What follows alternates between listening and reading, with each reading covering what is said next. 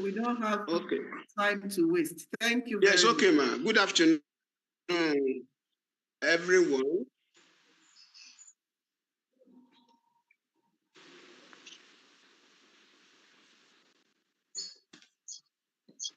Good afternoon, everyone. I would like to welcome you to the first webinar series for the year 2024 from Advanced Medical Research and Training.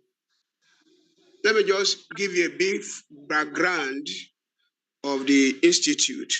The Institute for Advanced Medical Research and Training, IAMRAT, was established in 1980 as one of the academic division of the College of Medicine, University of Ibadan, for the coordination of multidisciplinary research programs in the college. It was a response to redress the limited national capacity in Nigeria for strengthening training, research, and policy development in the area of health. The institute has a track record of excellent research of international standard towards relevant local and global health problems.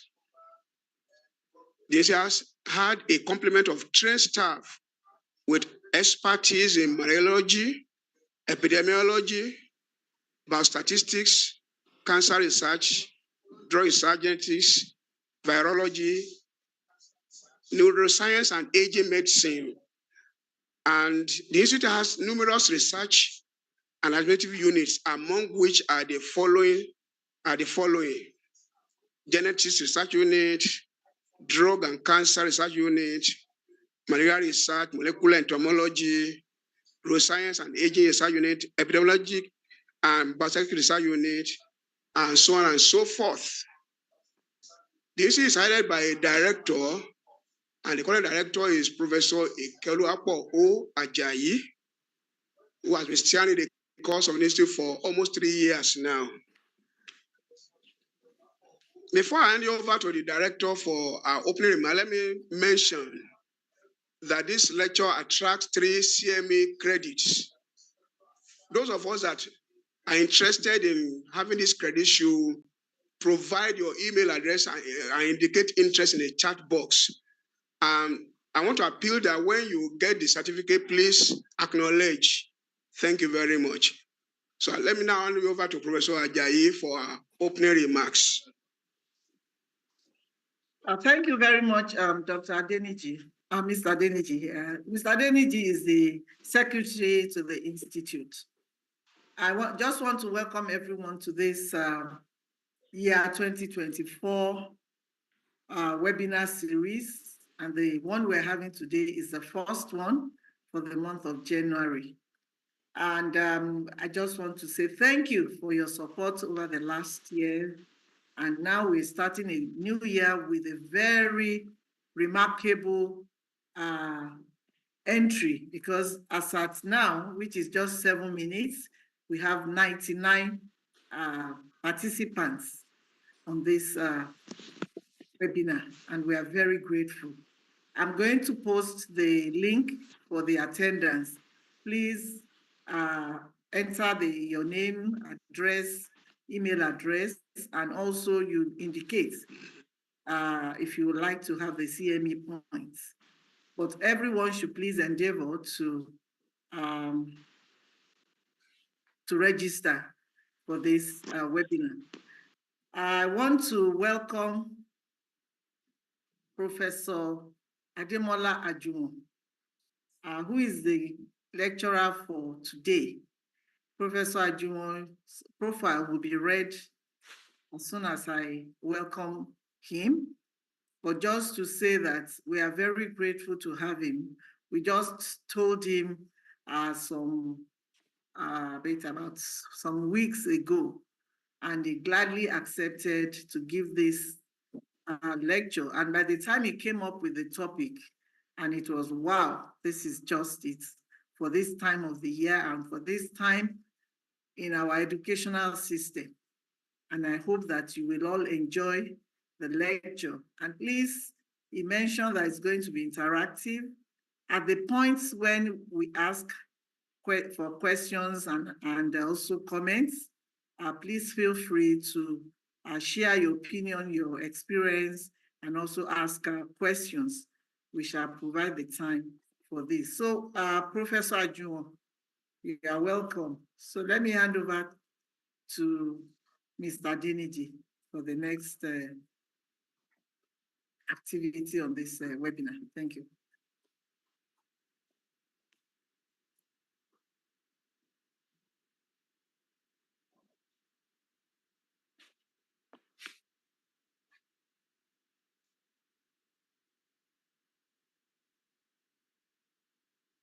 Mr. Adeniji, please. Okay, is Mr. Dr. Bakari, you are invited to present the profile of the guest lecturer, please. Yes, I was actually waiting for you to call me as directed by our institute director. Thank you very much. So I'll be reading the brief citation of Professor Ajuwon. Professor Ademola Johnson Ajuwon is a senior faculty at the Department of Health Promotion, Faculty of Public Health, College of Medicine.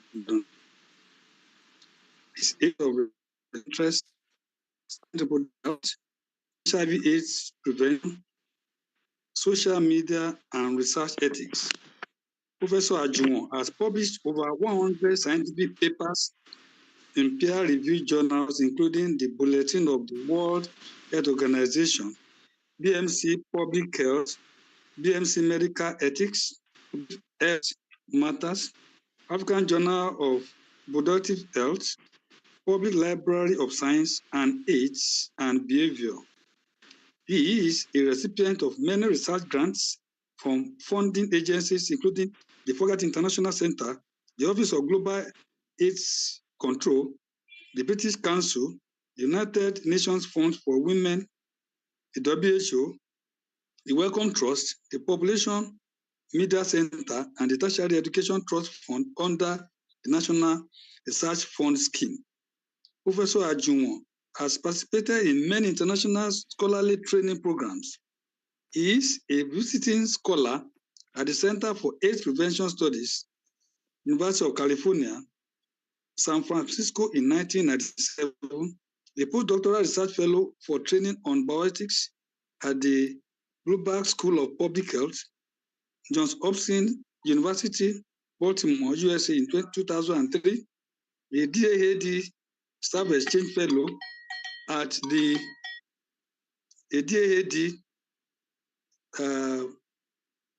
Staff Exchange Fellow at the University of KwaZulu-Natal, Durban, South Africa in 2012, Carter Senior Staff Exchange Fellow, College of Medicine, University of Malawi in 2017, and visiting professor at the School of Public Health, University of Witwatersrand, Johannesburg, South Africa in 2019. Professor Ajuwon has approximately 20 years of teaching and practice as a research ethicist. He was a member of the team that developed the National Code for Health Research in Nigeria in 2007. He routinely conducts training on responsible conduct in research. Today, he has co-facilitated the training for members of approximately 60 ethics review committees in Nigeria. In 2004, he introduced the course Ethics of Research and Practice, which is now compulsory for all postgraduate students in the Faculty of Public Health, University of Ibadan. He also teaches ethics courses for the West African College of Physicians Division Program, the MSc Bioethics programs at the Department of Bioethics and Medical Humanities, and the Center for Child Adolescent Mental Health, Department of Psychiatry, University of Ibadan. He has held many administrative positions in the university, including Subdean, Postgraduate, Faculty of Public Health from 2004 to 2008, Head of Department of Health Promotion and Education from 2010 to 2012, Dean of the Faculty of Public Health from 2012 to 2014, and Deputy Provost, College of Medicine, University of Ibadan from 2014 to 2016. Please welcome Professor Ajuwon as he presents his lecture for today. Over to you, sir, Prof.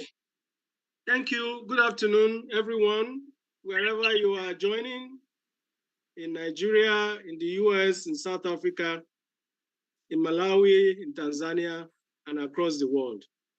Thank you very much, Dr. Bakare. The title of my presentation is Research Misconduct in the Citadels of Learning in Nigeria: the Evidence, the Challenges, and Intervention Opportunities. And this is the outline of my presentation. I will start with a discussion about the significance of research and look at the Citadels of Learning in Nigeria in terms of numbers and how it's directly related to the discussion of today.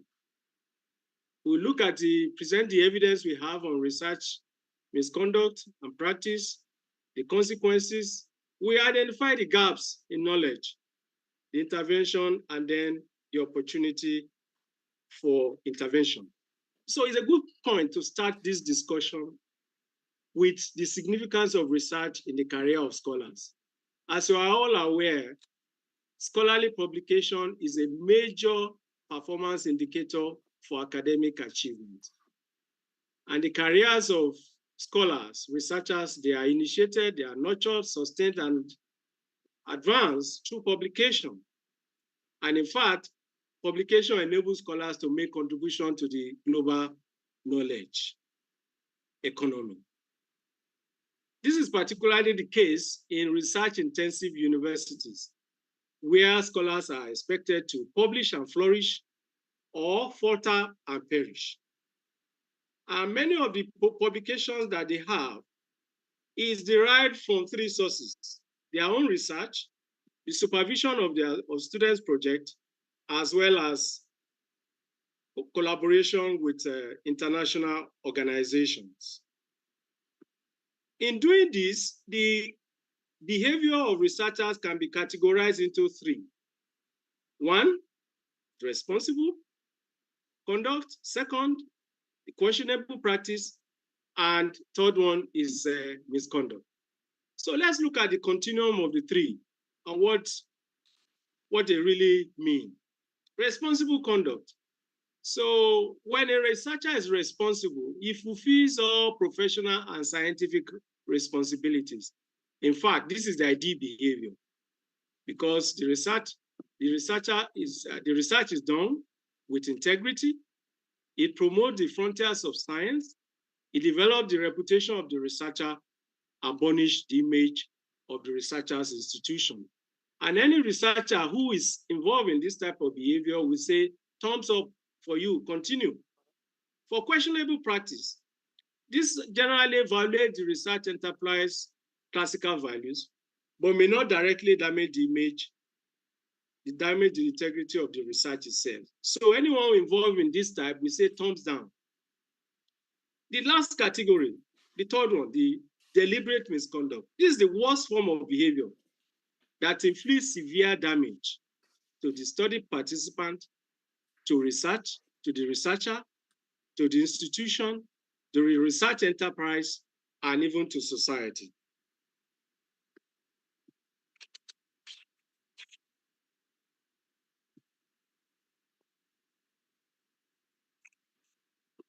Okay?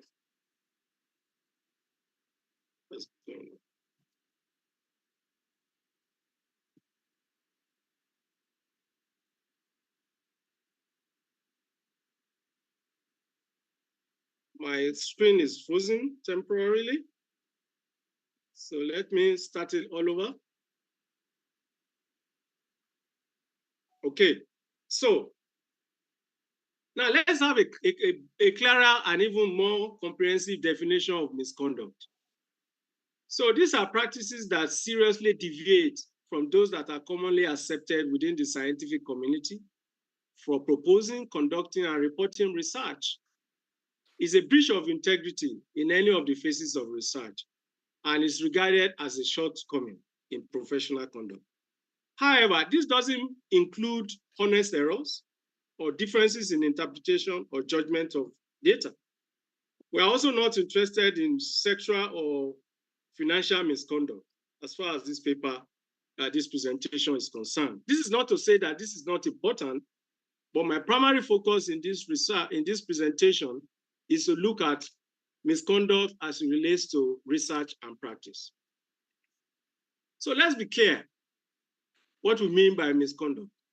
As a rule, there must be evidence that demonstrates that the misconduct was committed intentionally, knowingly, and recklessly. So the person who is involved in misconduct knows clearly what he is doing. And his aim is to use a fraudulent means to get recognition and get his or her paper published. So let's now look at examples of classical cases of misconduct. We have three major sins, what you regard as cardinal sins. The first is fabrication. In this particular case, you have a researcher presenting data that does, yes? Oh, to share my screen, okay. All right. Let me do that.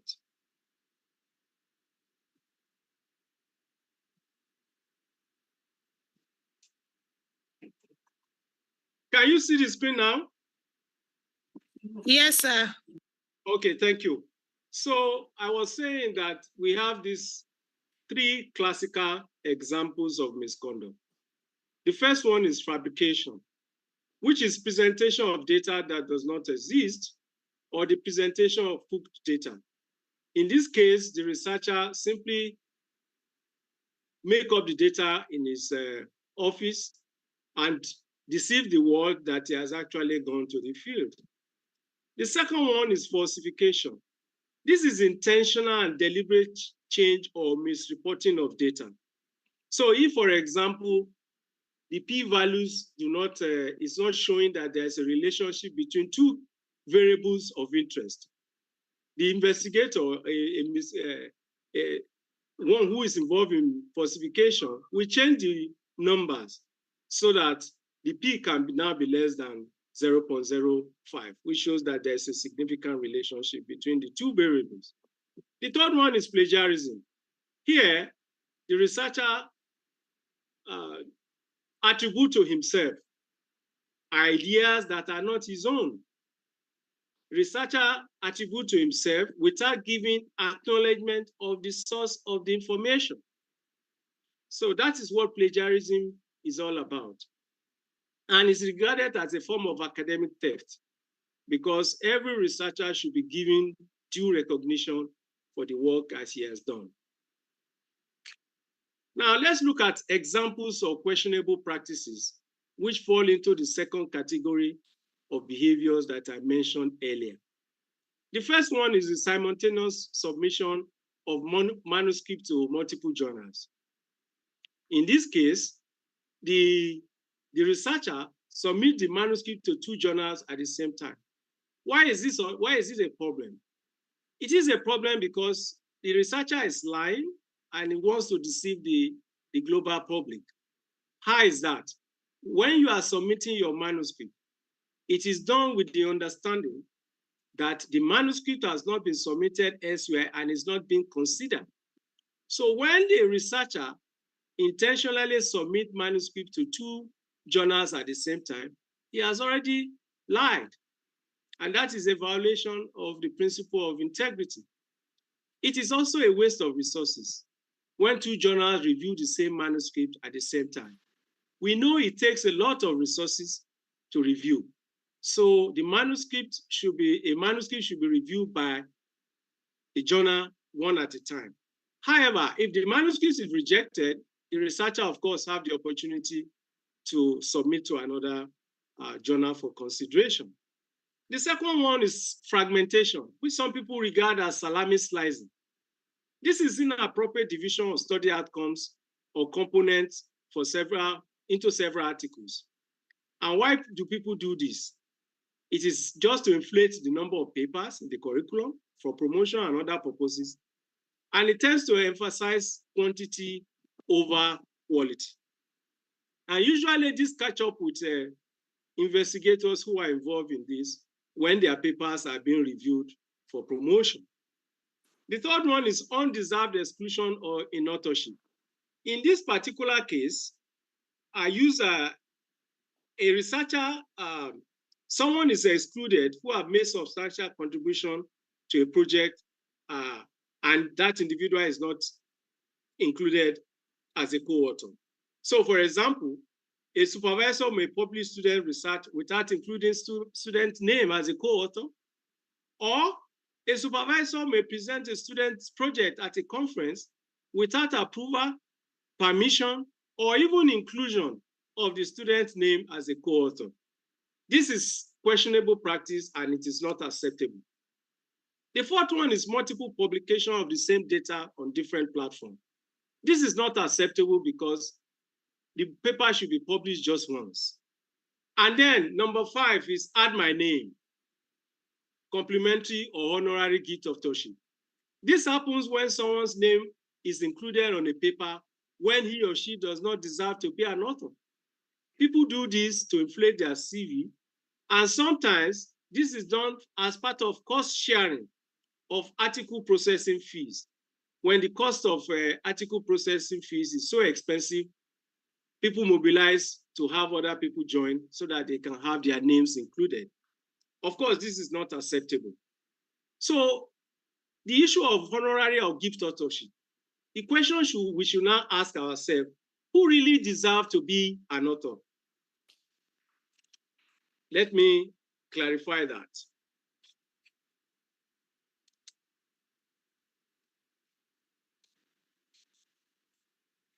Okay, let's go on. So someone is eligible to be an author if he fulfills 4 conditions. 1, he is involved in the development of the manuscript. 2nd, he is involved in the analysis of the data. He is involved in the writing of the manuscript and can take ownership.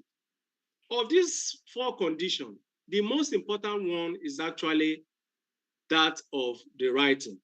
Because if the paper is not written, then that individual cannot take public responsibility of the content of the paper.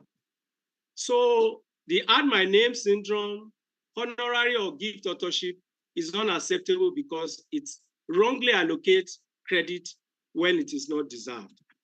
The other questionable practice is conducting research without approval from an ethics committee or breaching confidentiality and not providing adequate information to enable participants make informed decisions to participate in a research. So let's define again clearly what research integrity means. According to the Singapore Statement on Research Integrity that was issued in 2010, there are 4 principles that should guide the conduct of research. The first one is honesty in all aspects of research. A researcher needs to be honest in proposing, in collecting, in analyzing, and disseminating information. A researcher needs to be accountable. Accountability is very, very important. And a researcher should provide professional courtesy and fairness when he or she is working with others. And there is always good stewardship of research on behalf of others. So what are the benefits of responsible conduct, which is what we are promoting? There are 4 important benefits. The first one is that it protects the rights, safety, and integrity of study participants, the institutions, and the community.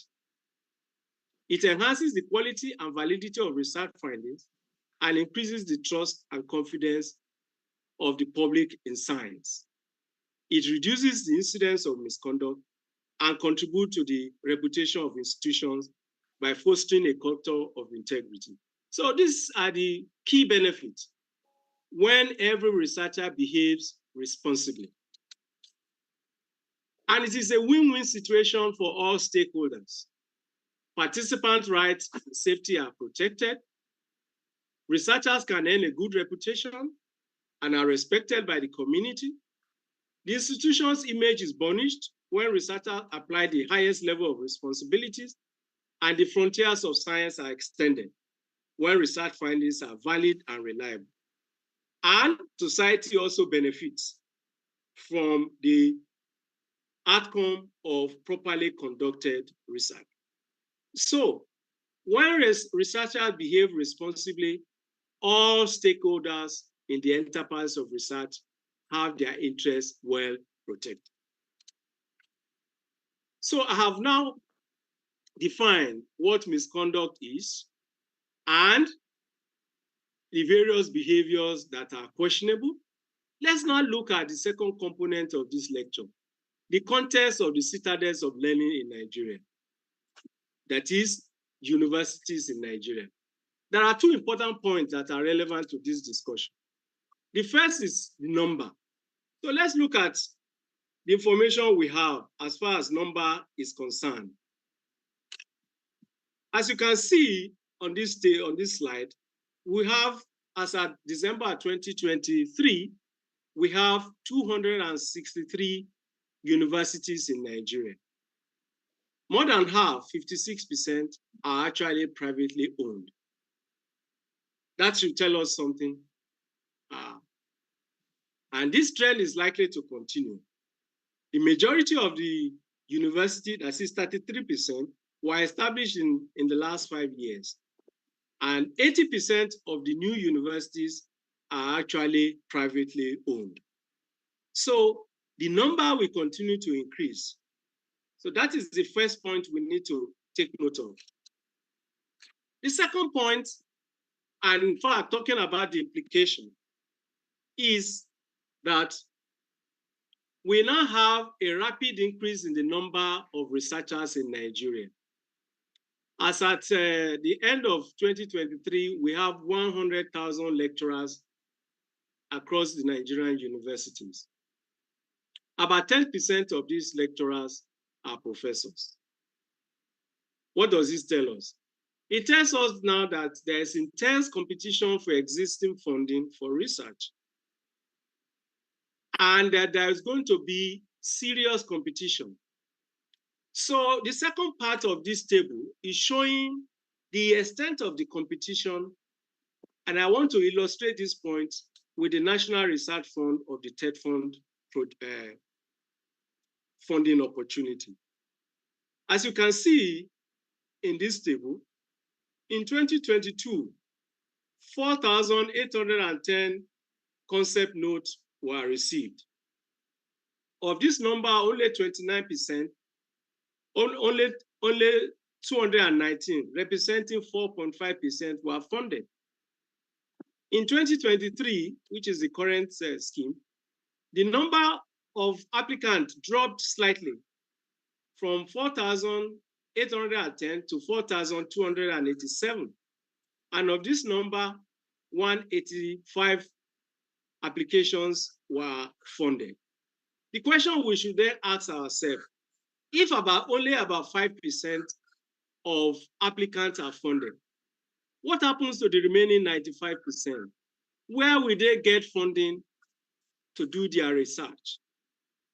So the pressure to succeed is always there, and because the funding available is very limited, there will be intense competition. And my prediction is that the risk of incidents of questionable behavior and misconduct is likely to increase.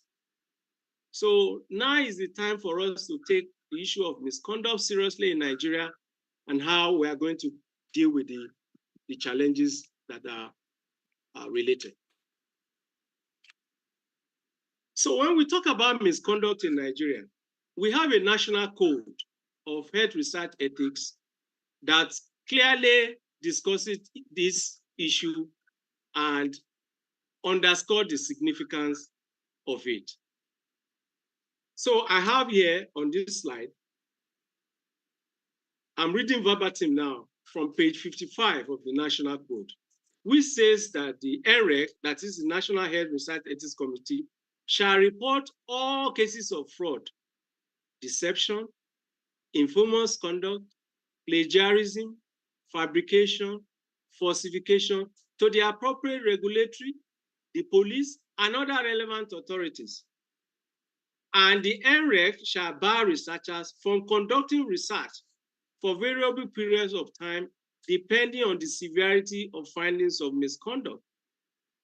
So this simply illustrates the significance and how relevant and important the drafters of the National Code have taken the issue of misconduct.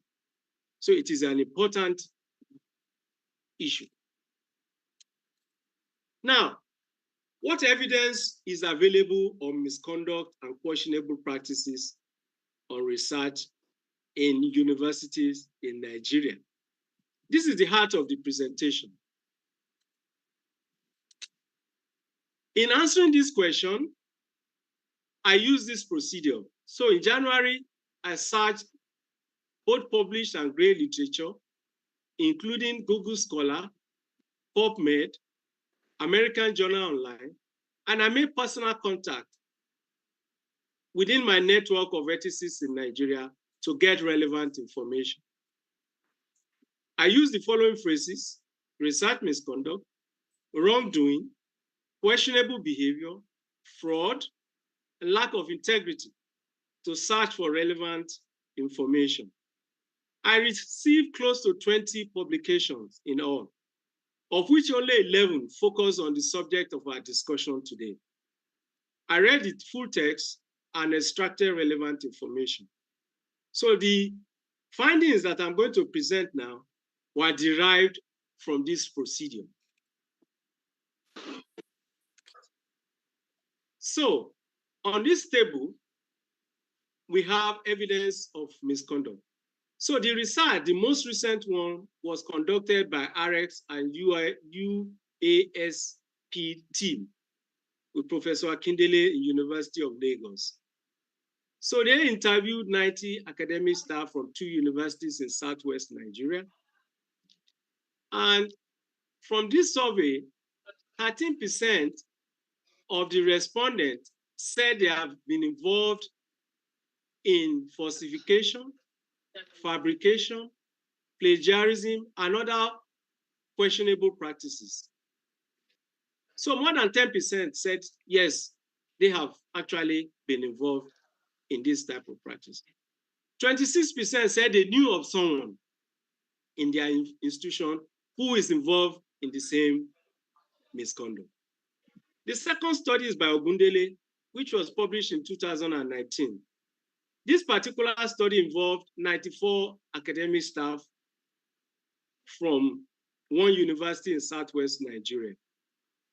And its findings show that 63% have been involved in gift authorship or add my name syndrome. 26% have been involved in plagiarism, 22% in falsification, and 21% in fabrication. The study by Okontoa and Rosso that was published in 2014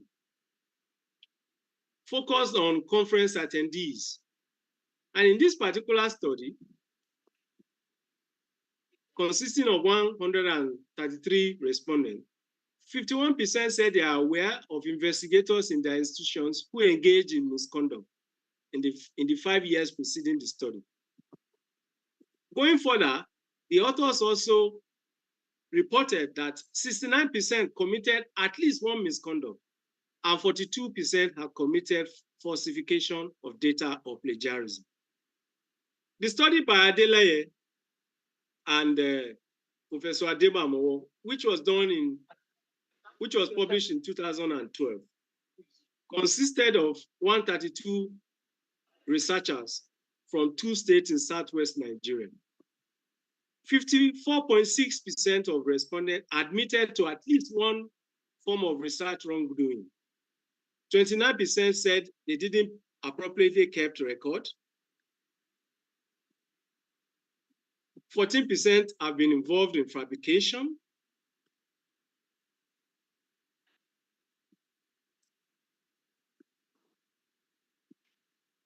And 5.3% have published the same data, and 4.5% have been involved in plagiarism.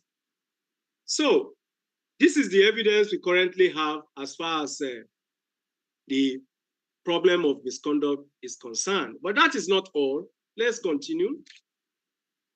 What about evidence of questionable practices? The Nigerian Academy of Science conducted a workshop last year. And one of the things that came out of that workshop was in the communique issue was that the rising incidence of publication in predatory journals. What are predatory journals? These are journals that simply reproduce whatever the authors have submitted to the journal. They don't do peer review. They simply collect the article processing fees and reproduce the papers. Of course, this is not acceptable because quality of papers published are based on peer review.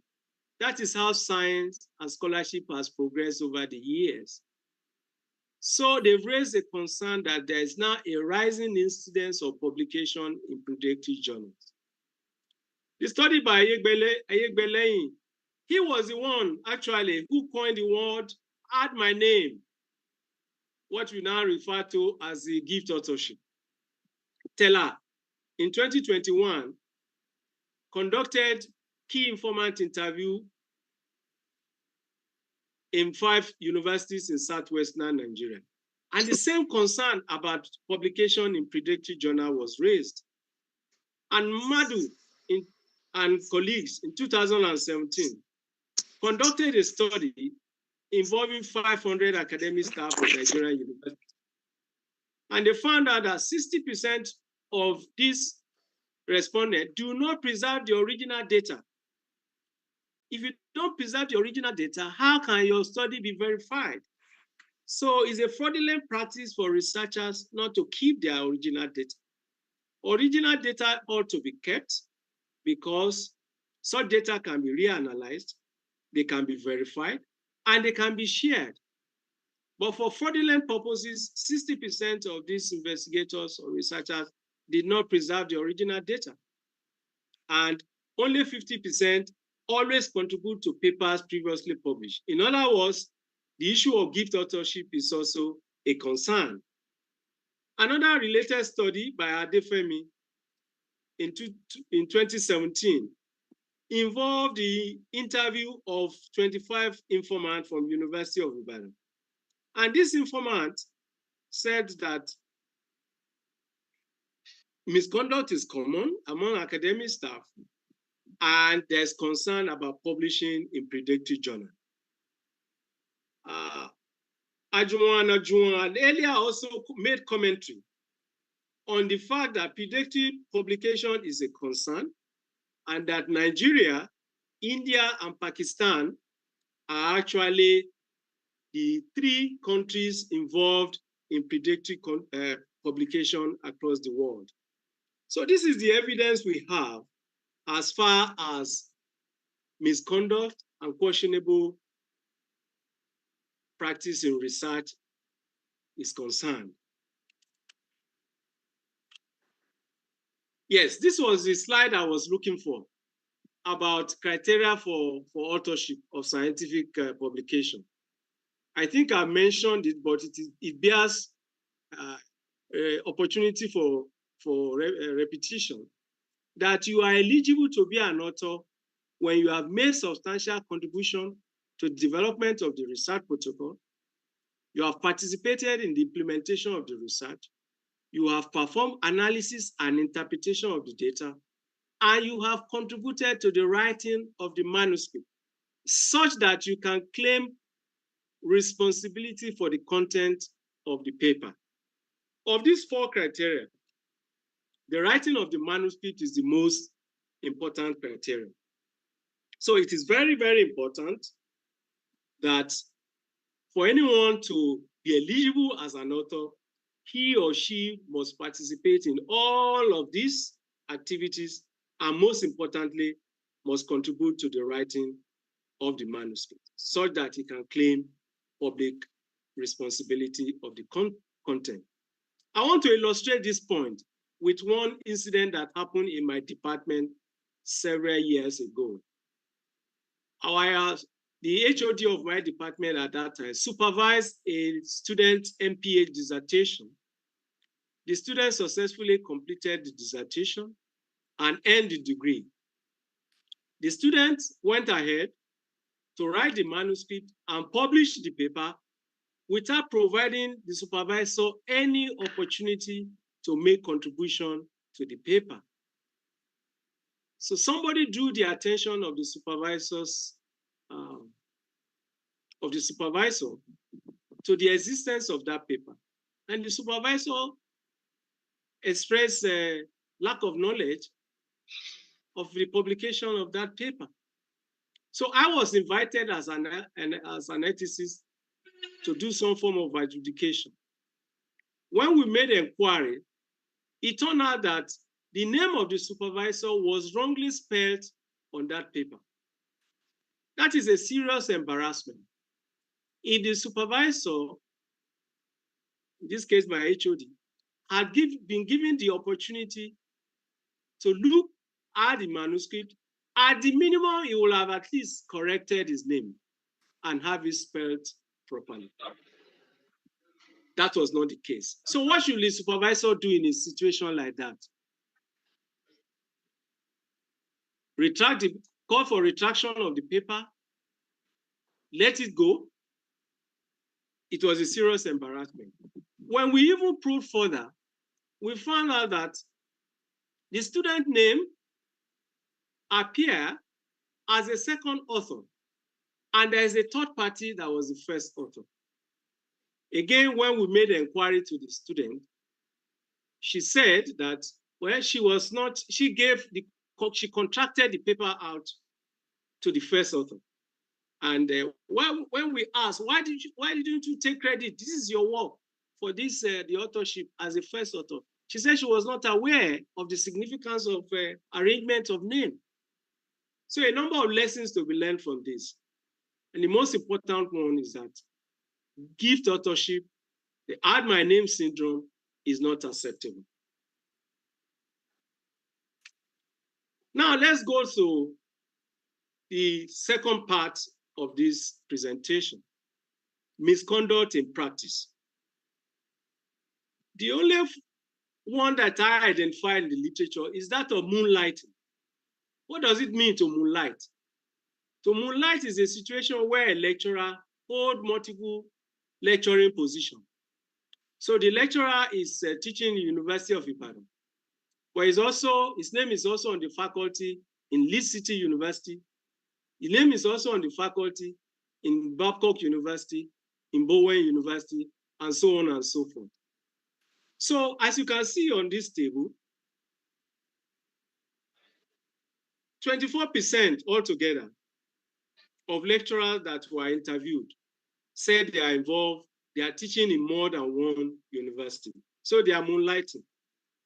And as you can see on this table, it's not a problem that is peculiar to only public university. Even lecturers in private university, as you can see, 22% are actually involved. So there is an issue here.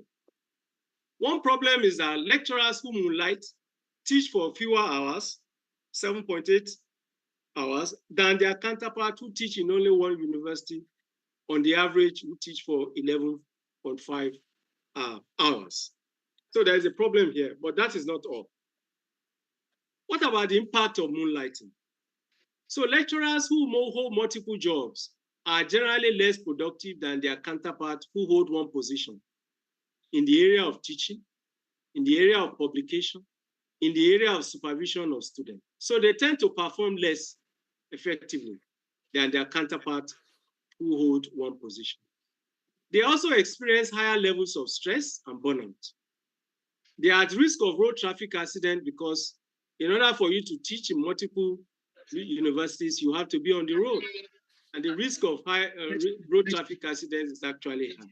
They experience conflict of interest and they have lower quality of teaching because they tend to spread themselves too thinly.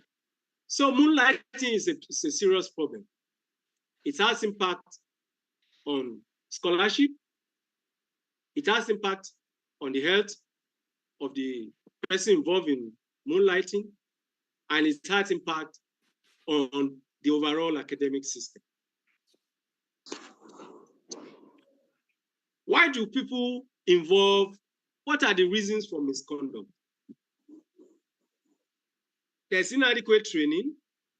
So when people are not sufficiently educated and informed, the risk of misconduct is high. When there is a lack of mentoring, because we tend to emulate what we see our mentors do. So those of us who are holding mentoring position, we need to be careful. We should not only talk the importance of integrity, we should actually put this in practice. Because the young faculty tend to learn more from what they see their mentors do than what the mentors actually teach. So all mentors out there, let there be consistency between what you say and what you do. If you say that integrity is important, you should also act it in your behavior so that your mentees don't get the wrong message and you become hypocritical. The absence of clear policies and guidelines and the pressure to succeed. We know that the work of the researchers is a high pressure one, and we are all at risk of they are all at risk of stress. And so because of this, some people get involved in misconduct. Now, what are the consequences of misconduct and questionable practices? Of course, it can ruin the career of affected researcher. It can damage the reputation of an institution. And I want to illustrate these points with the case of Professor Claudine Gay, the president of Harvard University, who recently resigned her position as president on allegation of plagiarism. After she has stepped down from the position, these are her own words, and I quote her. "Yes, I made mistakes. Most recently, the attacks are focused on my scholarship. My critics found instances in my academic writing where some material duplicated other scholars' language without proper attribution." We are talking about plagiarism here. "I believe all scholars deserve full and appropriate credit for their work. When I learned of these errors, I promptly requested correction from the journals where the flagged articles were published, consistent with how I've seen similar faculty cases handled at Harvard. Unfortunately, she have had to step down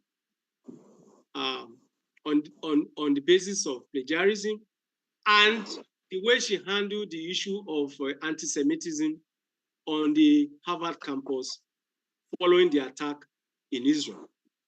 So her critic used these 2 points as ammunition and brought her down, despite the fact that she, up to that time, was hailed as a highly reputable scholar, someone of a Black, the daughter of immigrant, who had made the best use of opportunity, but she had to step down from this position on account of plagiarism. It also hindered career in science, and it misallocates reward to non-deserving persons. And it caused serious short and long-term impact on the health of the community where fabricated or falsified data are used to develop policy. Let's interrogate that point a little bit more closely.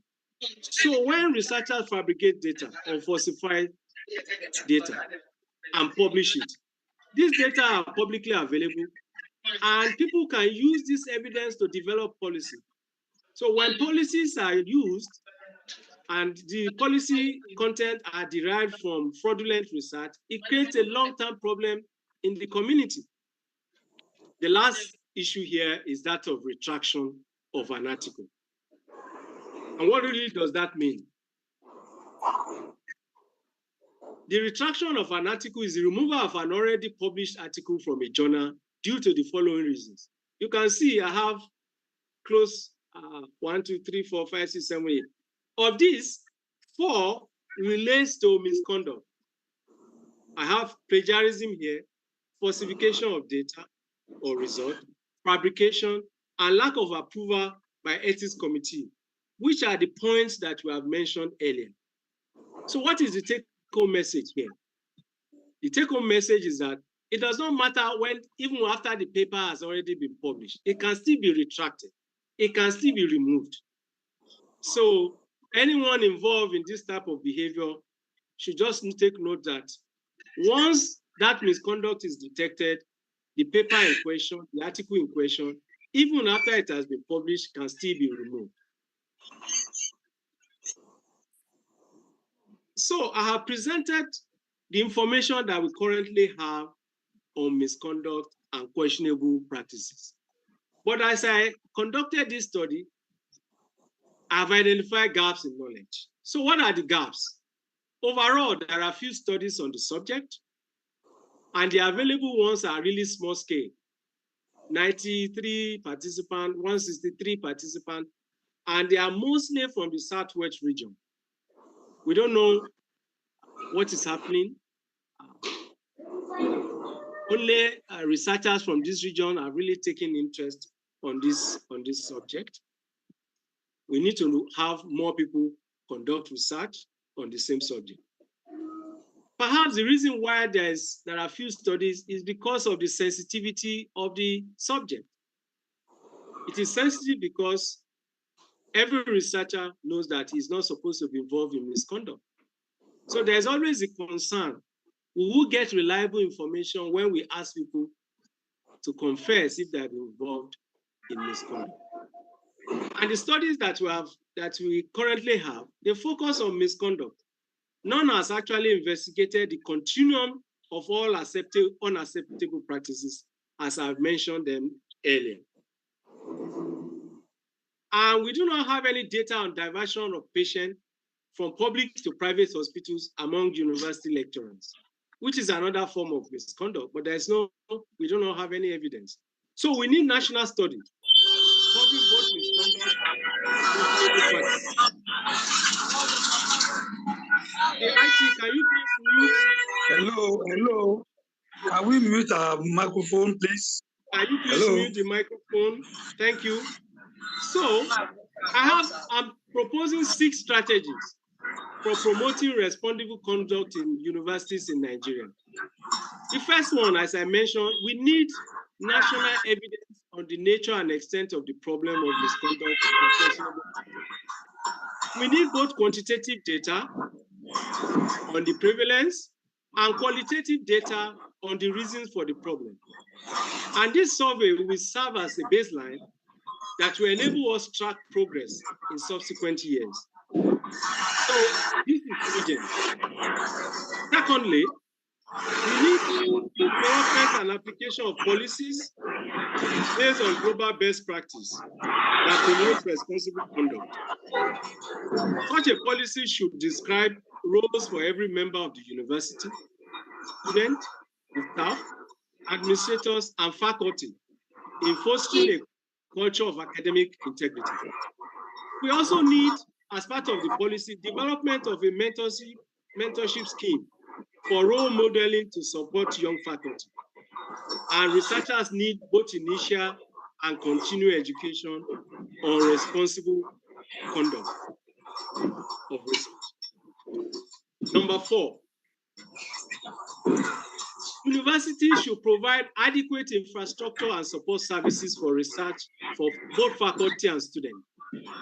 Examples are well-equipped laboratories, the use of software for detecting similarities, often called Turnitin, and the creation of units responsible for conduct training, investigation, and support that foster integrity. Number 5, we need the creation of effective mechanism for detecting, reporting, and resolving cases of scientific misconduct, and adoption of fair, consistent sanction for offenders. Every institution should create a mechanism to ensure cases are detected, they are reported, and they are investigated. And those who are found to be culpable, appropriate sanctions are meted out. This is important because ITU, can you please mute? It is distracting. The last point is that there is a public acknowledgement of exemplary practices and achievement. All investigators who demonstrate integrity should be celebrated. All institutions should do that as a means of encouraging others to adopt the same practice. What are the opportunities? There are many policies and guidelines on how to prevent misconduct and promote academic improvement. We have our national code, which I mentioned earlier, published in 2007. We have the National Postgraduate Medical College of Nigeria Policy on Research Misconduct, which was published in 2022. We have the Nigerian Institute of Medical Research that has a policy and procedure for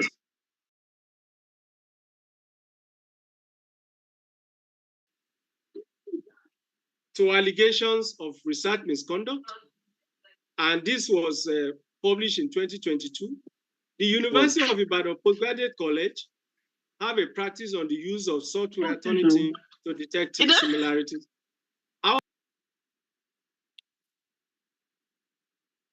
Also have a policy on authorship. In addition, there are international guidelines. The Helsinki Declaration is there, the SIAMS guideline, and the Singapore Statement of Research Integrity that was published in 2010. So the take-home message here is that any institution that is ready and willing to develop policy is not going to start from scratch. The policies are already there for that are available. All they need to do is to adapt this to suit the local context in the respective university. Now, as I begin to conclude, I want to highlight 4 statements on the 14th Singapore Statement of Integrity. The first one says, researchers should take responsibility for the trustworthiness of their research. Here, it is simply emphasizing the principle of integrity, that researchers must do their best to ensure that what they present in their findings is a reflection of the information they have collected. Second, researchers should employ appropriate research methods, base their conclusions on critical analysis of the evidence, and report findings and interpretation fully and objectively. Again, integrity comes in. The third one, researchers should take responsibility for their contributions to all publications. This is a no-no for add my name or ghost authorship or gift authorship. They should take responsibility for their contribution to all publications, funding application, reports, and other representations of their research. They should list, the list of authors should include all those who meet the authorship criteria as I listed them earlier. Researchers should report to the appropriate authority any suspected research misconduct, including fabrication, falsification, plagiarism, and other irresponsible research practices that undermine the trustworthiness of research, such as carelessness, improperly listing authors, failing to report conflicting data, or using misleading analytical method. This particular statement is saying that all researchers have responsibility to serve as a whistleblower. When they detect any case of misconduct, they have a responsibility to report this so that it can be investigated. And when the investigator, the hearing investigator, has been found guilty after due investigation, then appropriate sanction can be meted out. This will serve as a deterrent to other people not to get involved in misconduct. But will this intervention be enough? No. The Nigerian universities are a mirror of society. Nigerian universities are not operating in isolation of the Nigerian community. They are a mirror of society. So all institutions in Nigerian society, including the economy, health, judiciary, religion, politics, and legislation, must embrace integrity. It is only when all these institutions in Nigeria embrace it that it has really to have salutary effect, even in what happens in the university. This will have a consequential impact on the conduct of faculty and students in Nigerian university. For example, if for whatever reason the student has to take the analysis of his data to an institution that is providing that service outside of the university, except the person responsible for the analysis uphold integrity, the data can be tampered with. So there should be structural intervention in society where everyone or all institutions will promote integrity, and that is going to have a salutary effect on what happens in the university. So in conclusion, there are 6 points that I want people to take away. One, from this presentation, research is important for the development of society. It is research that has enabled us to get to where we are. I want you to remember what happened in 2020 when there was COVID. Researchers were called upon and they rose to the occasion, developed a vaccine that enabled us to turn things around.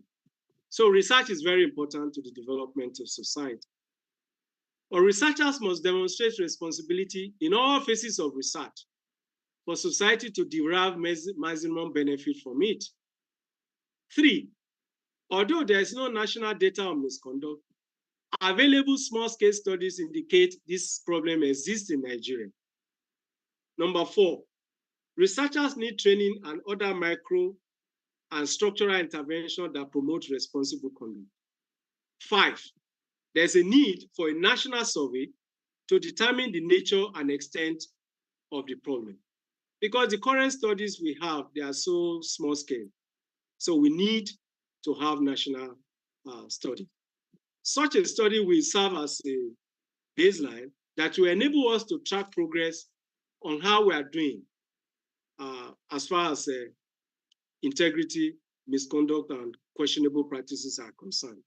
And lastly, universities should develop relevant policy to deal with the problem in their own context. And as I mentioned earlier, universities should not start from scratch. Policies are already readily available, and they should just take advantage of this opportunity. Now, before I step down and end this presentation, I want us all to take a moment to reflect and to atone. So we have discussed about the issue of misconduct. We have discussed about the issue of questionable practice. And as I was presenting, I know some people will be asking themselves, but I have done this in the past, and they may feel guilty. So I want us to do a reflection and atonement. So what I'm going to do, I will ask you to answer, to provide answer to these questions under your breath. When I ask the question, you will say, if your answer is yes. And if your answer is no, you say, and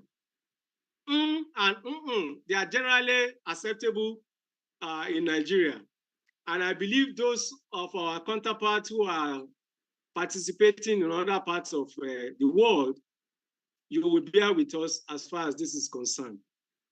So I want everyone now to unmute themselves while I ask this question. So if you have been involved in any one of these behavior, you simply say, don't let your neighbor hear you because it's a personal thing. And if you have not, simply say, So, are we ready? Yes. Okay. All right. Have you been involved? Have you been involved in fabrication? Have you been involved in falsification? Have you been involved in plagiarism? Have you been involved in gift authorship? Okay. All those who said, all your sins are forgiven. And sin no more.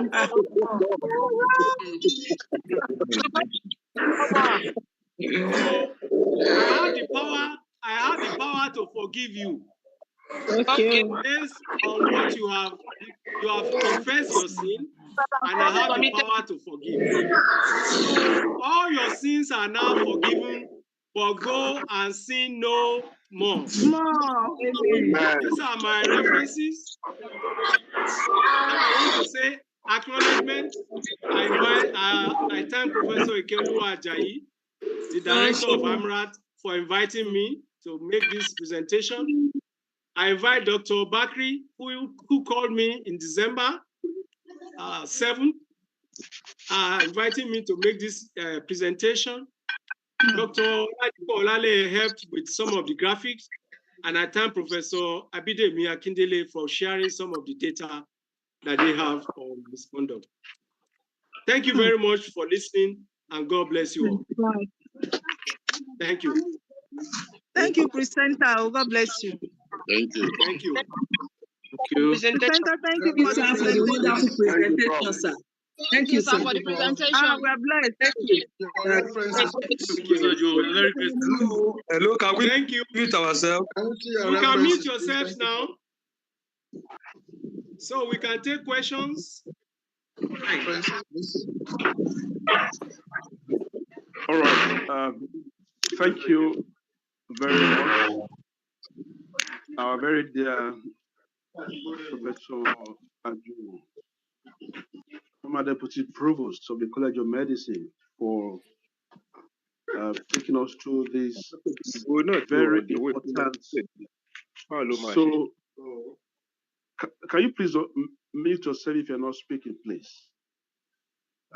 We thank you, sir, Professor Ajuwon, former Deputy Provost of the College of Medicine, and one of our national leaders in bioethics, for taking us through this soul-searching lecture.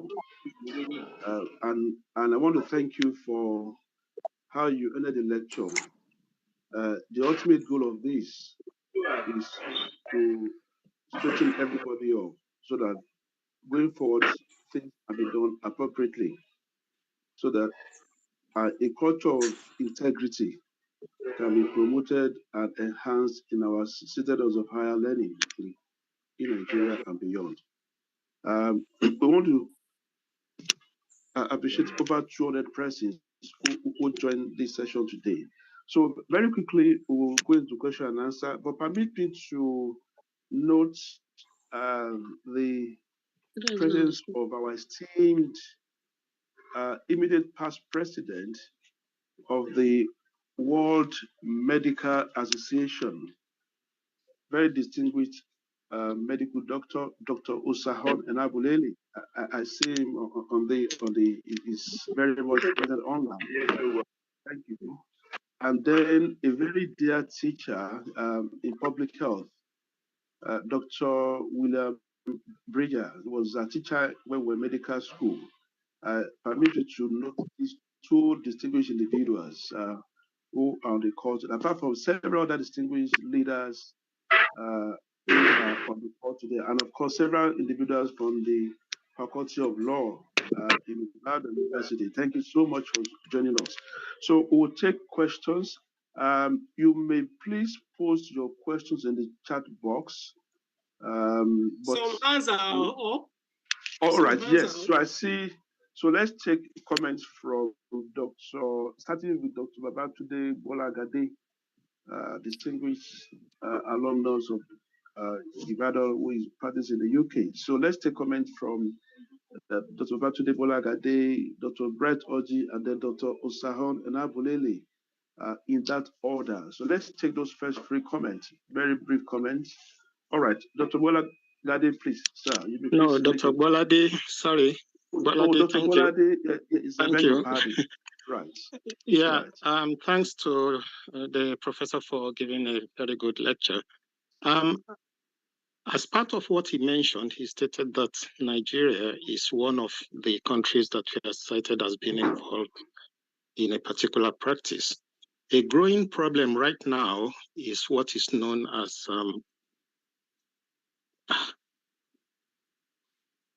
paper mills. Paper mills where a group or a company produces papers from fabricated data and then sells them to authors. And these are then submitted to journals. Do we have any evidence of such practice in Nigeria? To the best of my knowledge, let me comment. Thank you for bringing that point up. We have not even investigated that.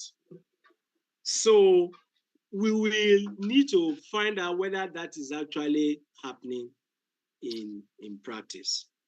So I know that the issue of paper mills is a serious problem, but I am not sure whether none of the existing study even covered that. So this reinforces the point why we need to have national data. And that research, that national study, should focus on all the broad spectrum, from questionable practice to the one that you have just mentioned, to gift authorship, to even publishing in predatory journal. So none of the papers that I have reviewed focused on that. But I want to make a point. Already Nigerian researchers are pauperized every day because of the devaluation of the Nigerian currency. So my speculation will be that if you are going to get a paper from a mill, you will still have to pay for it. So to the extent to which Nigerians researchers are going to get involved in this is a serious question that we need to provide answer to in research. So because it will take some resources, and I believe the money will be in the US dollars.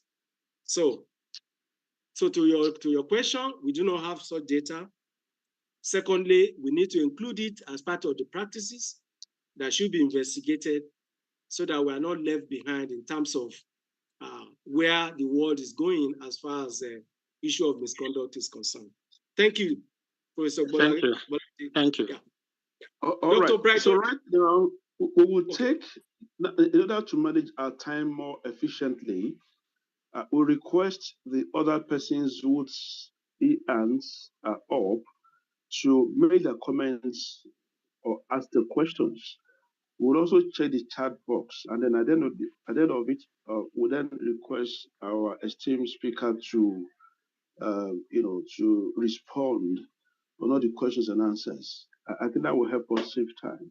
So right now, we'll have Dr. Osahon Enabulele, followed by our very esteemed Professor Adeyinka Falusi, and then Dr. Duola. They will speak in that order. At the end of their comments and questions, then I'll check the chat box and read out relevant questions or comments, and then you then make your comments, sir. All right. Okay. So,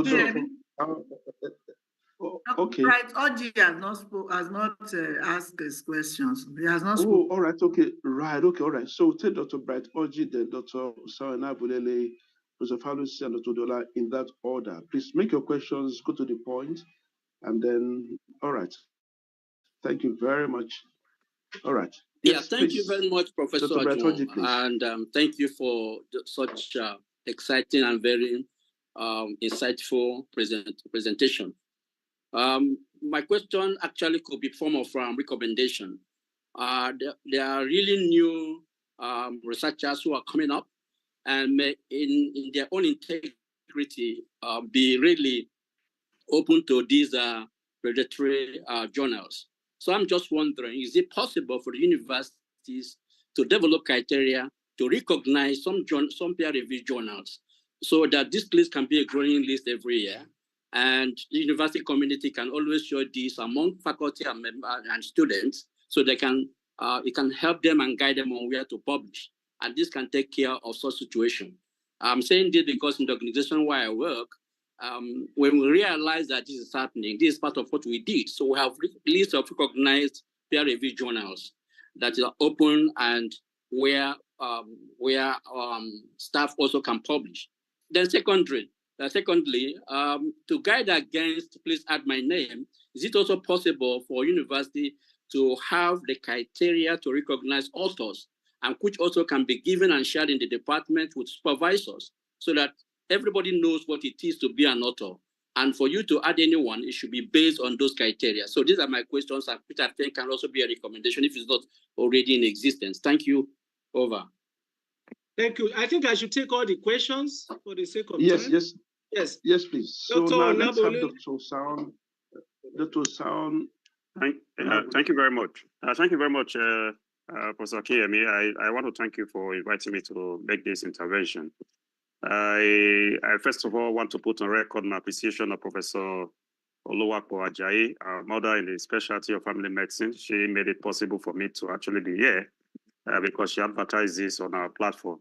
I just came from a presentation I made a few minutes ago at an international webinar on the whole issue of managing some of the outcomes of research.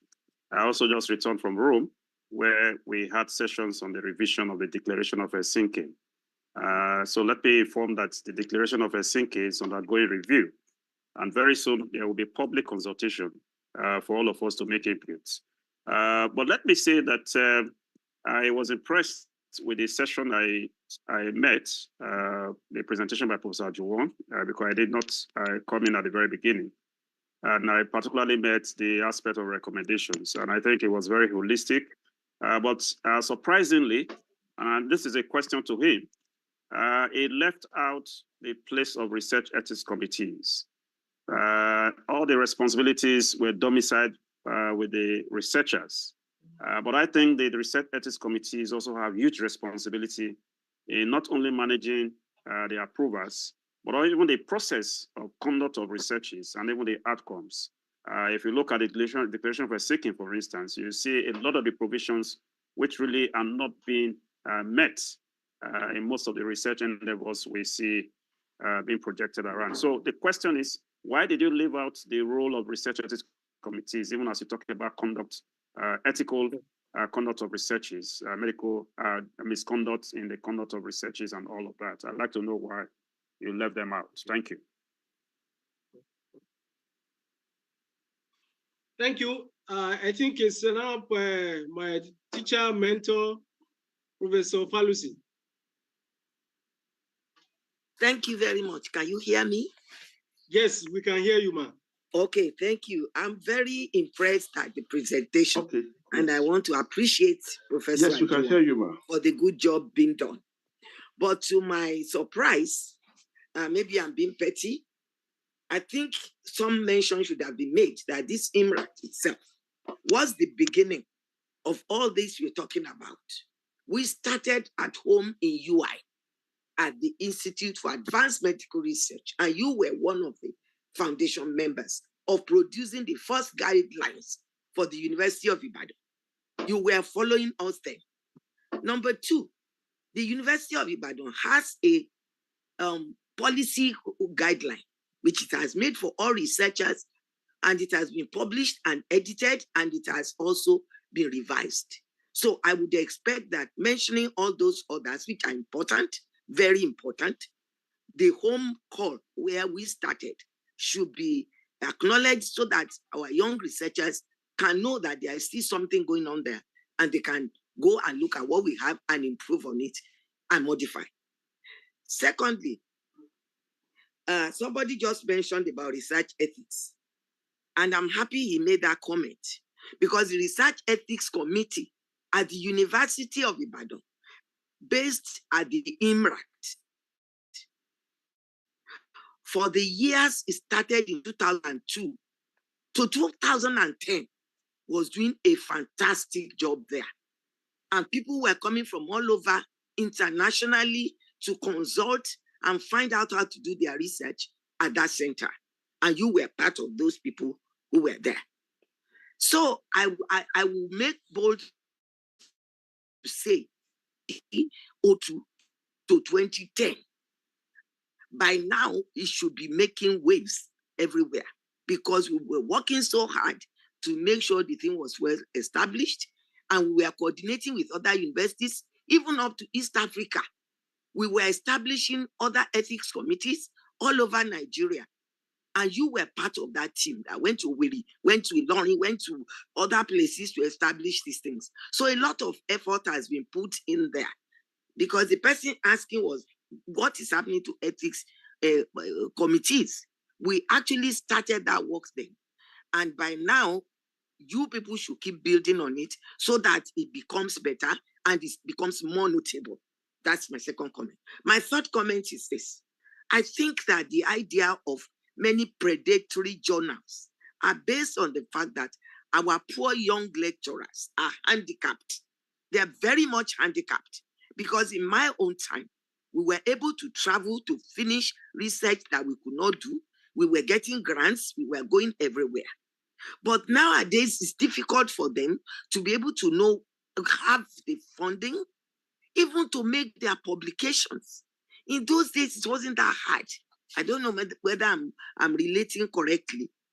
These days, a good journal will tell you to pay something like $1,400, sometimes $2,000 to get your work read, critiqued, and properly published.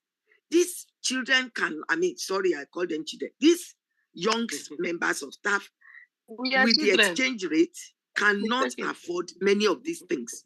And I think this is giving them the idea of going to little places to try and get their work published, which is not acceptable. Because when you do that, your work is never going to get on the international scene for proper critique. This is the failure that is happening in many cases, that when you want to say something, nobody knows what you have done before. So it's not really their fault.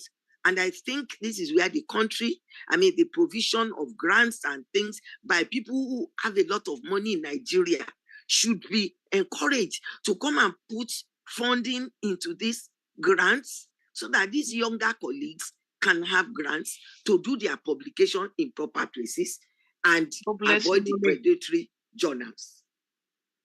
Then lastly, who is the bad cop that calls to question what has happened in falsification, plagiarism in Nigeria? Who is the bad cop? Who is going to allow himself to be the bad cop? You find out something, you go and report. Even up to, in the policy of the University of Ibadan, we have the behavior, the pattern that is set for even drivers, all academics, technicians, everybody is in that policy book. But when you now find it out and you report, what sanctions are taken? It is somebody knows somebody. Somebody cannot report somebody. If you report somebody, you're a bad person. You are harsh. You are this, you are that. And everything is allowed to go. So these are part of the problems of that community. And then it becomes difficult for you to tell them something is really wrong here. It's really wrong. And when you voice it out, people think that is because you want to be harsh.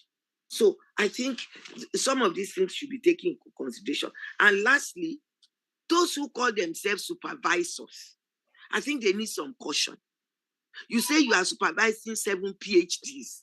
You are supervising 10 master's degrees. Do you really read these things? Okay. Do you call yourself back and say, am I really digesting what these young staff are writing? Are they even supervising? Are they well supervised? When they are not well supervised, they are not well mentored, they are not well engaged. They go right looking for how to finish the thing at any cost, and you are not doing it well. In that case, these younger people fall into these pits.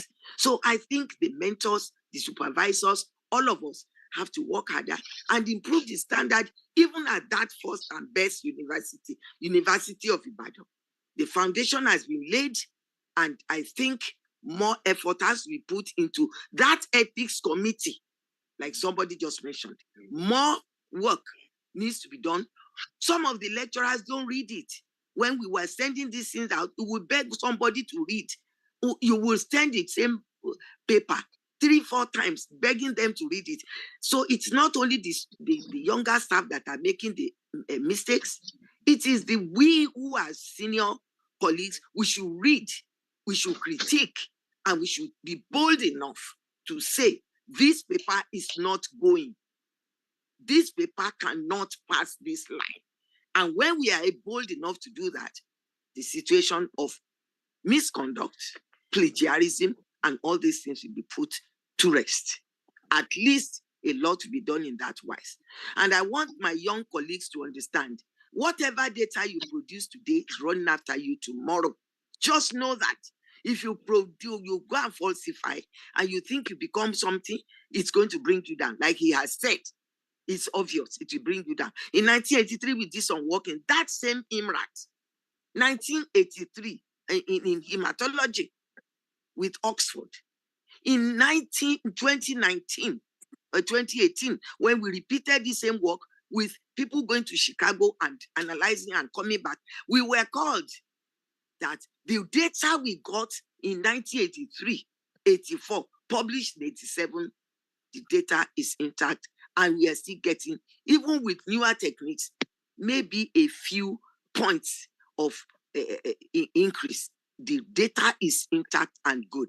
So your data will look after you and will give you the name that you want for yourself in the future. Thank you very much for giving me the opportunity. Dr. Ajuwon, well done. Professor, bye. Thank you, ma. I am very grateful. You are still mentoring me. So all the points you made, they are very well taken. It's an oversight on my part not to have specifically highlight the role of ethics committee. Well, I try to subsume it in this slide that you have on the screen.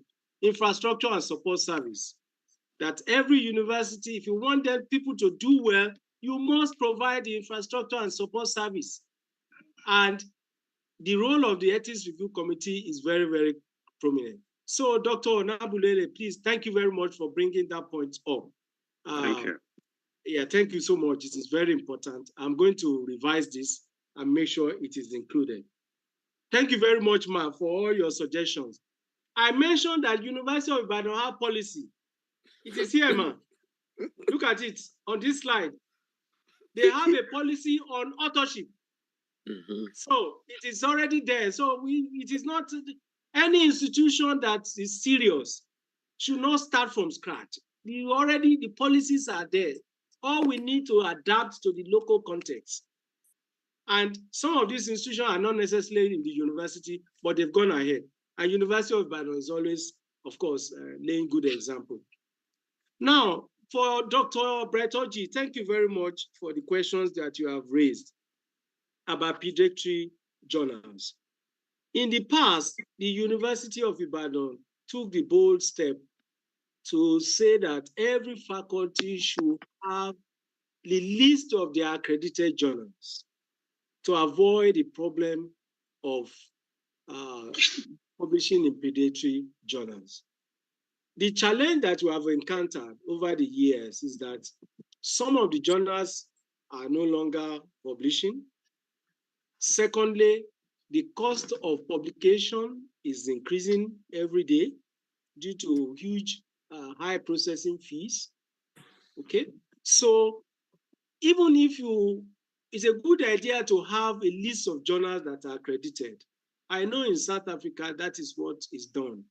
And if you publish in those journals, then you get some form of reward incentive, either that they pay the entire amount of money or they give you some form of discount in the process. So definitely that will work. The challenge is that people said it should not be limited to publishing in only those journals. Some people said the topic I'm focusing on cannot fit into the current journal. Therefore, I have to look for other journals. That's why that policy has not been so effective. So the university have done that, at least University of Ibadan have done that. They've even gone to the extent of blacklisting some journals. Yes, that was done some years ago. So university is taking action. And if they are consistent and they are able to implement this, this will really go a long way. But if you are asking people to publish in a particular journal that is highly rated, then you should also provide them some support to ensure that they actually, their papers get accepted into those journals. So it's a good point that you have made. Thank you very much for doing so. The issue of add my name. Well, there are challenges involved with that. We say that that is a no-no because anyone whose name appears on a paper should be in a position to defend the content. So the add my name syndrome has arisen because of two issues. Number one, people are looking for how to share cost of publication. Okay, that is one. Two, some institutions also say they want a situation where you are no longer the sole author, that they encourage multidisciplinary research. Okay, so this has also encouraged more people to go out of their own specialty and invite others. And some have argued that this is not the intention, but may have had a counterproductive effect, particularly in University of Ibadan, where we use percentage contribution.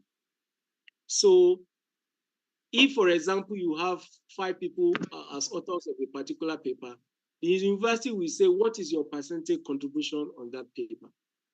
And the more the number of people who are on the paper, the less the point you are likely to get. So these are other considerations on this issue. But the point you have made is well taken.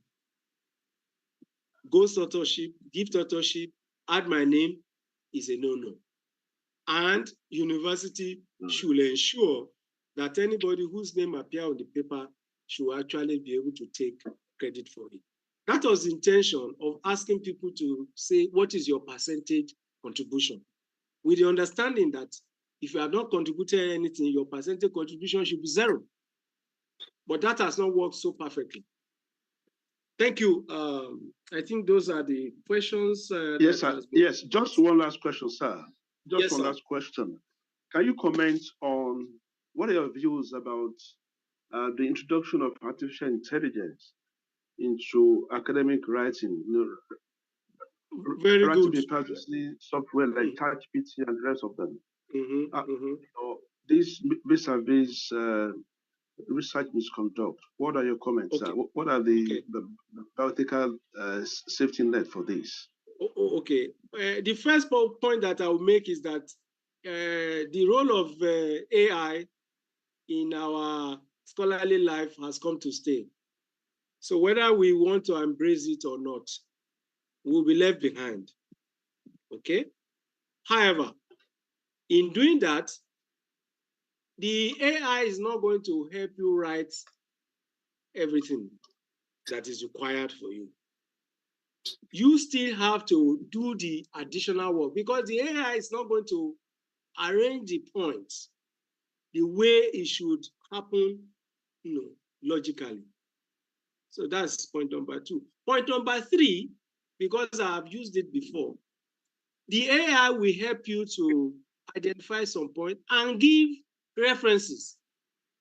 I will encourage anyone using this technology to go to those references that were referred and go and read a little bit more, read more, and don't just rely on what the AI has produced. I have used it before, and I find it useful in the sense that a number of paragraphs were written, and I have the references. So what I did was to go to those original references and read what was there. And I found out that I was better educated. So what the AI has done for me is to identify references that I may have missed when I'm doing my SAT. The AI will help you to get that. Okay? So, but the duty of a diligent researcher will be to go to those references, those original references, and read them and see whether what the AI is presenting is actually the point that was mentioned in that presentation. So those are my comments, Professor Akinyemi. What is all right, sir. That? Oh, all right, thank you very much, sir. Well, we need to end this meeting now, but I see, okay, I presume that Dr. Oji and Mama Falusi's hands are still the old hands, they're not new hands. Sorry, they are old hands. I'm trying to put right, okay, okay, right. I'm trying to go off now. Right, so we need to adjourn today's meeting. So it's my Hey, there's a question. There's a question, Professor Akinyemi. Okay, sir. Yeah, the question is from Edwin Hart Oguche. And she says, let me see if I can. I think the question he or she is asking is that, is it okay for the supervisor to be first author? I'm trying to get the question out now. There are also some elegant comments by our very renowned Professor Bridger. Riga, yes. Yeah, about journal charging authors fees, and also about NGOs publishing data from work maybe done by somebody else without adequate recognition of intellectual property on such works. Yeah, there was a particular question that caught my attention, and that is, should a supervisor be first author? I think that question came up. And my answer to that is that first, be guided by the policy of the university. In University of Ibadan, for example, for a PhD thesis, the policy says that you can never be first author. The PhD candidate should be the first author. So my first response is that be guided by what is in the policy. Secondly, the supervisor of a PhD thesis can negotiate the issue of authorship with a student. What do I mean by that? The student may be the first author, the supervisor may be the corresponding author. That is in a situation where both have made equal contribution to the writing of the manuscript. But on no occasion should a supervisor struggle with first authorship with a student. The student should always be given that priority. And it is part of the duty of researchers to help students to write their manuscript. It's part of the training we provide for them.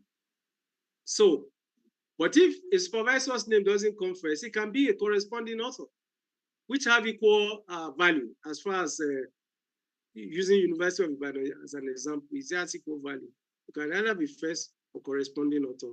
They have equal value as far as assessment for promotion is concerned. So that is the policy we have in the university. The last point I will make on that is that supervisors are supposed to help young faculty. And when I say help, to develop their own career, including writing manuscripts. So they should be given the opportunity to do so. They should be given the opportunity to do so. Then there is another question that is coming up. Will people have access to the presentation? I think IAMRAT will need to answer that question. Professor Akinyemi, Professor Ajayi. Yeah, thank you, Prof. I've put on the chat that the lecture would be posted onto the IAMRAT website, and I've given the address to the website. Okay, and also there is the YouTube, which they can also go to view the lecture again. And the link to the YouTube is actually on the advert for this lecture. But you can type Ademola Ajuwon, and I think it will come up, or the title of this lecture, it will also come up. Thank you for requesting for the lecture. It only shows it is very useful. Thank you. Well, before I hand over back to my director to make our final comments and remarks, I just want to remind us there's a scriptural verse that says, righteousness exalts a nation, but sin is a reproach. So integrity is all central, to the journey of progress in academic journey, whether for individual academics or for institutions. And this lecture is a call to order to remind us to put righteousness in our research practice and make integrity a lifestyle. Thank you so much, sir. Yes, my director, ma, over to you. Wow, wow, wow. Good afternoon once more, everyone. I think it's been a very wonderful, about 1 hour, 45 minutes of learning and also of contributing to knowledge. I have some questions. I lost connection towards the end of the question and answer time. Please pardon me just to ask this question. There was no question on moonlighting, but Professor Ajuwon, I want to ask, is it that moonlighting is bad? Then I know that in some countries, in some practice, like the medical practice, I hear about moonlighting and so on. I think there might be some rules and regulations as to being engaged in this practice, which didn't come out well. So maybe you need to tell us, is it a bad thing to do, or what should be the rules and regulations for moonlighting? The other thing I just want to add to your points on retraction is that authors should be very careful and should not assume that all the people that has worked with you on a project as a team would want their names on some papers that may come up from that study. From experience, there had been situations in which a principal investigator wrote my manuscript, draft manuscript, sent it out to all team members to read, but some did not send back any comments. They did not respond. But the author, the PI just assumed and put their names on the manuscripts. It was after it was published that these other team members wrote the editor that they do not want their names on the paper and that they did not read the final draft. So this is one lesson that I think we should share. That paper had to be retracted. And it was really well written and in a high impact journal. So you don't know what your team members may be up to. So you want to really get them to document that they read the draft and they are in agreement with it being published as it were. So that is just one thing I want to share with us regarding that. Then the other thing is that the issue of reviewers versus authors, which Professor Briga mentioned. I think in terms of ethics, we can also look at what the publication or the editors or the journals, what they're also doing. Why should we pay $2,000, $5,000, $3,000 to publish? Is there a way that researchers can come together and look at this and get across to the journals And Professor Brigham mentioned that now the journals will collect money from authors, but they expect the reviewers to review free of charge. So this also should also be something that we should be looking at in the future. And then in the university, Professor Ajuwon mentioned that supervisors should not be first author, which, yes, I agree with, and is in the policy too. But supervisors should also know that they are not being first author, does not make them a lesser contributor to the manuscript. Rather, it is expected that as supervisors or as mentors, we should be the last author. Exactly. Many in the developed world, they would recognize that. But I know that in our institutions, for promotion, the first author is very important. So if the supervisor is looking for promotion and his or her publication will be assessed, not being a first, second, or third author may not give the adequate, enough contribution points. So this may be a reason why supervisors may want to be first author. But really, in the larger balance, being a supervisor or mentor and you are last author, you are really recognized. So these are things that our junior colleagues should know about. It happened to me that when I was publishing and writing, so someone said, oh, put my name here. And when it came to assessment, I was rated low. And I said, no, this is my paper. Then I said, well, but you are not first author. Then that was when I learned that, okay, the supervisor or the mentor or whoever wants should be the last, if that should be it. So just these are things that we should look at. So I think I will stop there for Professor Ajuwon to just say briefly, to respond briefly, and then I will close the session. Yeah. Thank you. Thank you, Professor and Director. Let me start with the issue of article processing fees. I agree with Professor Brigham and you that publishers are shortchanging researchers. What do I mean by that? You, the researcher, is the one who worked hard to get the grant. You, the researcher, is the one who went to the field to collect data, to analyze, and took the pain to write the manuscript.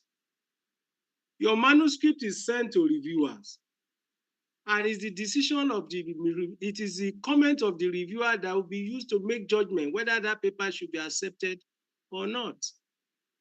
If your paper is accepted, you will be asked to pay an article processing fees. For some journals, it has gone up as much as 1,500, 2,000. Even when you negotiate for waiver, the amount involved is still too much.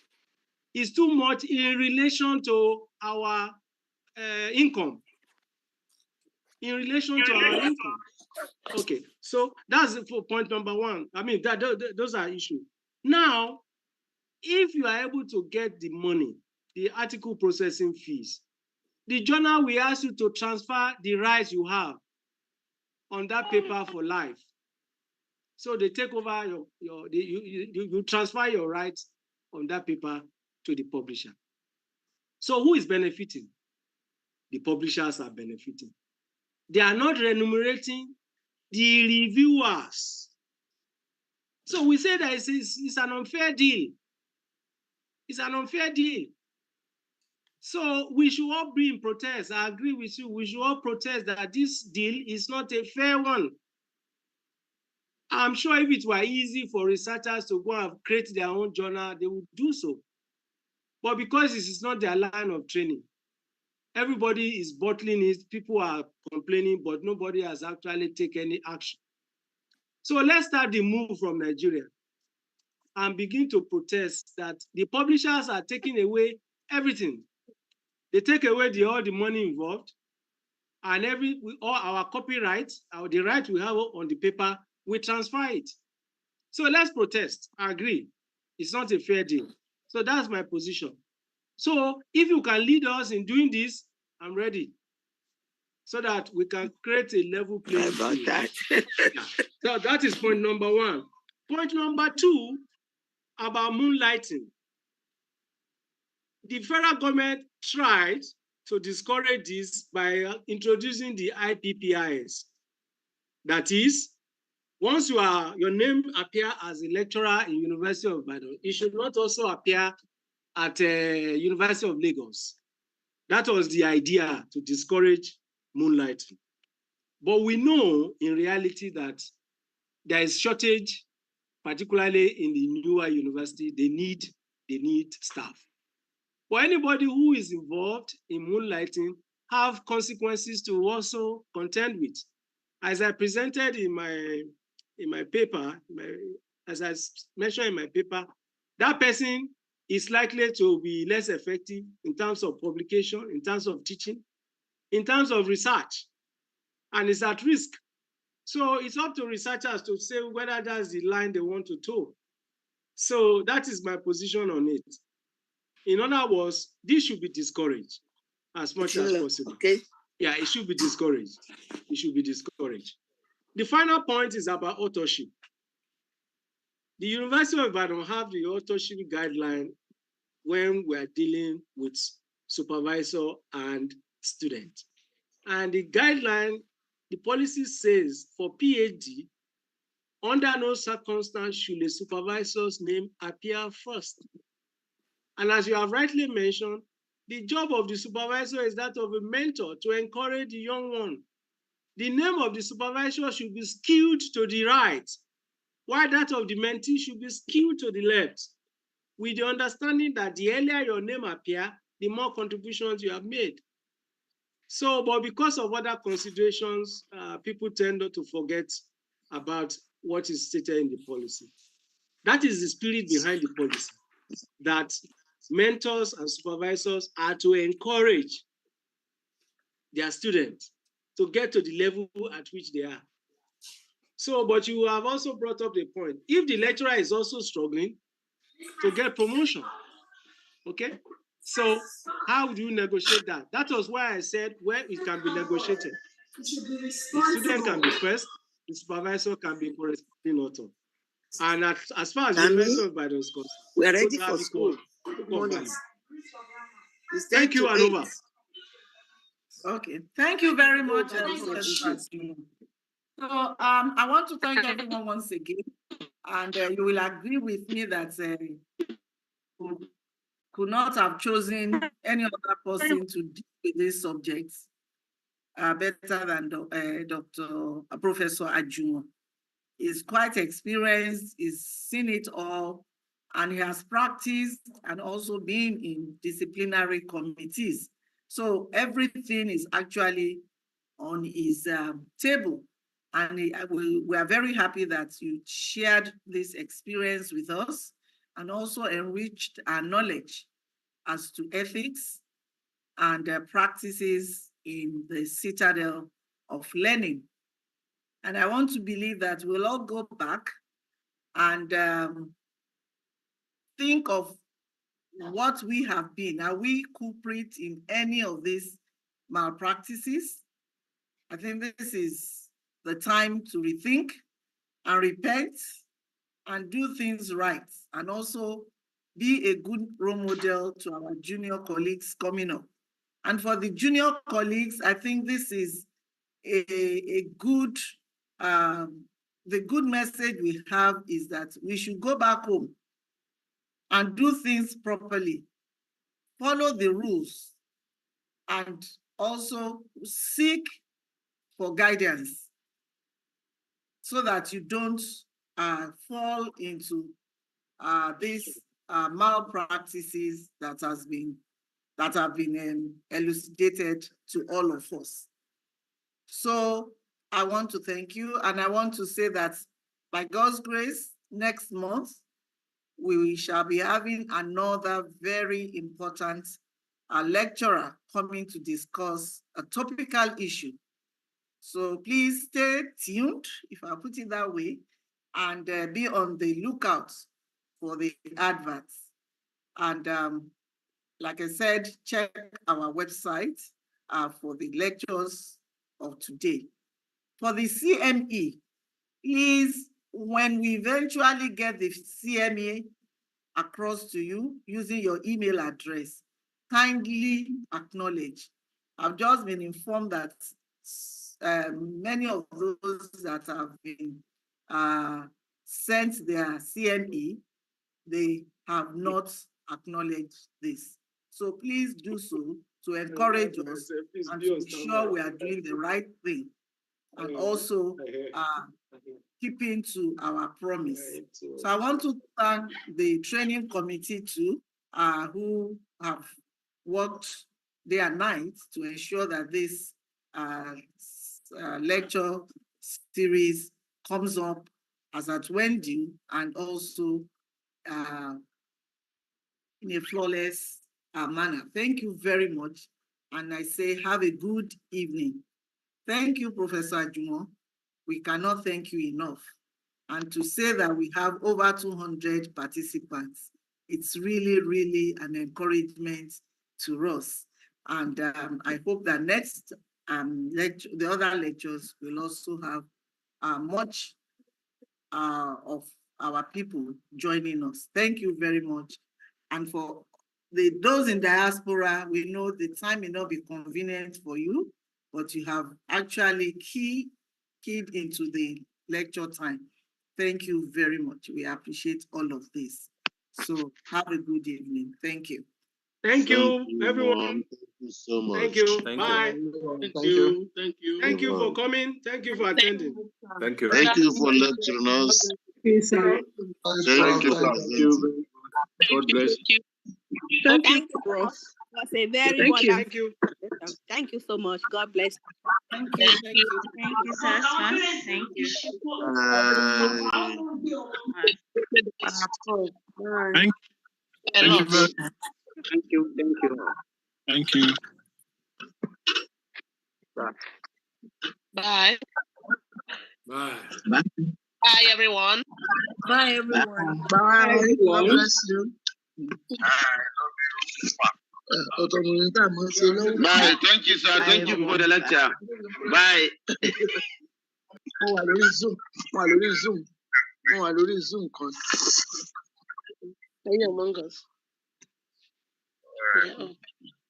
Thank you. Bye-bye.